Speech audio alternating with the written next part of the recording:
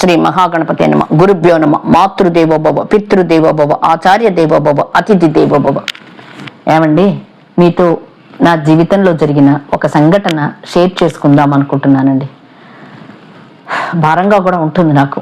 ఏం లేదండి, మా వాడు 2nd క్లాస్ చదువుతున్నాడు, నేను టీచర్ జాబ్ చేస్తూ ఉన్నాను. మేము ఒక రెంట్ ఇంట్లో ఉండేవాళ్ళము. అయితే ఒకరోజు టీచర్స్ డే రోజు స్కూల్కి వెళ్ళాను. యథావిధిగా సెలబ్రేషన్ చేశారు స్కూల్లో. గిఫ్ట్లు అవి ఇవి తీసుకుని ఇంటికి రిటర్న్ వచ్చాను. వాడు కూడా అలాగే స్కూల్లో టీచర్స్ డే సెలబ్రేషన్ చేసుకుని ఇంటికి వచ్చాడు, ఇంట్లో ఉన్నాడు. నేను ఇంటికి వచ్చి తలుపు తీసి చూశానండి. చూస్తే ముందు ఇంటి నిండా, గోడ నిండా హ్యాపీ టీచర్స్ డే అని కలర్ పెన్సిల్తో వచ్చి రాని మాటలతో ఇంటి నిండా రాసేసి బెలూన్స్, వాడి దగ్గర ఉన్న పేపర్స్ ఏవో అతికిచ్చి డెకరేషన్ చేశాడు ఆ చిన్ని చేతులతో.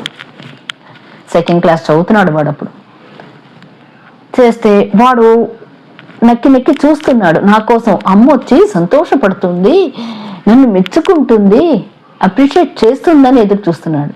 కానీ నేను వచ్చి ఇంటిని చూడగానే, అరే ఓనర్కి ఏం చెప్పాలి, ఓనర్ వస్తే అరిస్తే ఎలా, గోడంతా పాడు చేసేసాడే, పిచ్చి గీతలు గీసాడే, రంగురంగుల గీతలు గీసేసి పాడు చేసాడే అని నా మొహంలో ఎక్స్ప్రెషను, కోపము, భయము, బాధ, అసహ్యంగా మొహం పెట్టి ఇలా, ఏంటి నాన్న ఇలా చేసావు ఏంటి అని ఒక ఇది. వాడు ఎదురు చూసింది, వాడు చెప్పదలుచుకుంది. మా అమ్మ కూడా టీచరే కదా, మా అమ్మకి విష్ చేద్దాము, హ్యాపీ టీచర్స్ డే చెప్దాము, ఈ డెకరేషన్ అమ్మ కోసం చేశాను, ఆ సంతోషాన్ని వెలిపించాలనుకున్నాడు. కానీ నా కోపానికి గురయ్యాడు కదా. వెంటనే వాడు మనసు చిబుక్కుమని భయపడుతూ అలాగే సైలెంట్గా నిలబడిపోయాడు.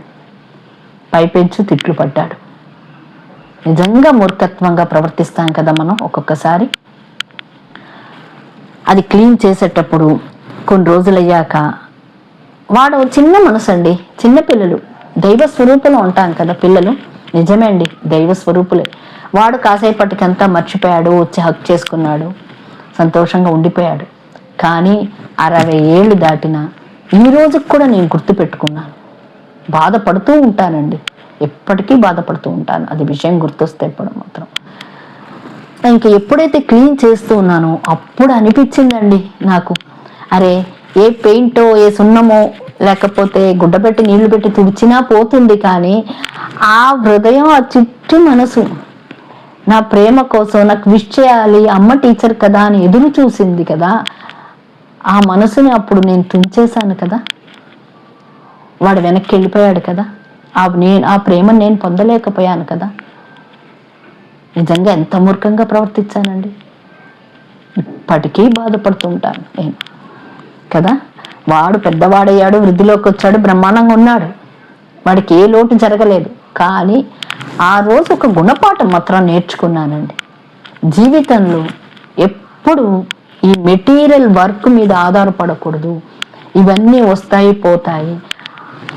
ఆ ఎదుట ఉన్న వ్యక్తి, వాళ్ళు చూపిస్తున్న ప్రేమని మనం పొందాలి. వాళ్ళు ఎందుకు చేస్తున్నారు, వాళ్ళ భావన మనం తెలుసుకోవాలని మాత్రం నేర్చుకున్నాను. మన పిల్లలు ఆనందంగా ఏదో చెప్పడానికో ఏదో చెయ్యడానికో వస్తారు, కానీ మనం ఆ తప్పులు, వాళ్ళు ఏ తప్పు చేశారో ఆ తప్పుని మనం దృష్టి పెడతాం, కానీ వాడి ఉద్దేశం మనం దృష్టి పెట్టమండి. మనం ఆ పిల్లలు ఎందుకు చేస్తున్నారు, ఏం చేస్తున్నారు, ఎందుకు అలా అయ్యిందని ఒక్కసారి ఆలోచిస్తే ఎంత బాగుండు. అప్పటికప్పుడు వాడిని హక్ చేసుకుని ప్రేమగా చూసుకుని ఆ తర్వాత నాన్న ఇలా చేయకుండా వేరే విధంగా వాడికి చెప్పి ఉండవచ్చు. కానీ అది నాకు జీవిత గుణపాఠం కూడా అయింది. అది మీకు తెలుపుదామని, మీతో షేర్ చేసుకుందామని అనిపించిందండి. ఇప్పటికీ బాధపడుతూ ఉంటాను, వాడికి చెప్తూ ఉంటాను. ఇప్పుడు నా మనవడితో అలా కాదండి, అమ్మో వాడు ఏ తప్పు చేసినా భరిస్తూ ఉంటాను కదా. జీవితం ఎంత నేర్పుతుంది మనకి పాఠం. మీ జీవితంలో కూడా ఇలాంటివి జరిగి ఉంటాయో లేదో నాకు తెలియదు, కానీ మీరు ఎలా ఆలోచిస్తున్నారు, మీకేమనిపిస్తుంది? ఒక్కసారి కామెంట్ ద్వారా తెలపండి కదా, కామెంట్ ద్వారా చెప్పండి. ఇప్పటికీ నాకు అది తలుచుకుంటే మనసు భారంగానే ఉంటుందండి. నిజంగా చెప్తున్నాను, మనస్ఫూర్తిగా చెప్తున్నాను. ఇప్పటికే అనుకుంటాను ఆ చిన్ని మనసుని గాయపరచుకుని ఉండాల్సింది ఆ రోజు. ఈ రోజుకి టీచర్స్ డే వస్తే మాత్రం నేను టీచర్గా మంచి టీచర్ అయి ఉన్నానేమో. ఆ రోజుకి ఆ పిల్లవాడికి నేను మంచి తల్లిని అనిపించుకోలేకపోయాను. ఉంటాను. ఈ మీనా, మీ మీనా.